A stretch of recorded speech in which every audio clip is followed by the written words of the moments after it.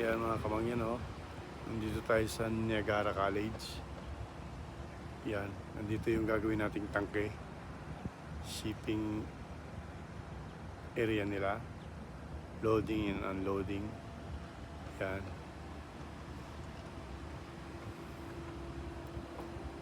Yan. Yan yung kanilang entrance. Marota Family Innovation Complex. Yan, maluwang ang kanilang parking spot mga kamangyan. Yan, may building pa dyan mga kamangyan sa kabila.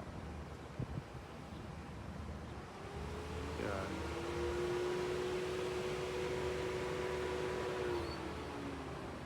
Yan, marami ring mga kababayan dito mga kamangyan na nag-aaral. Diyan sa kusina na pupuntahan natin may Pilipino dyan nung nakaraan Hindi lang natin alam ngayon kung nandiyan pa sila. Yan. Dalawang tong Niagara College mga kamangyan.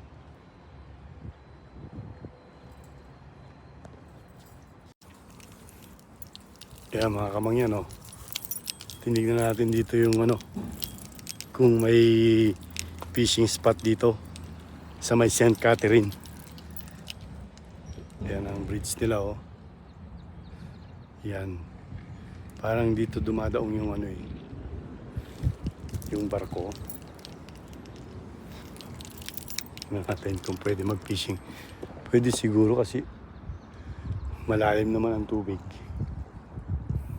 Ayan.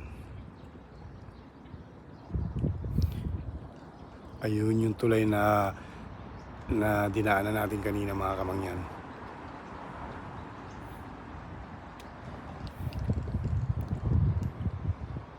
Nakapaghagis sana tayo kung nadala natin yung bingwit mga kamangyan.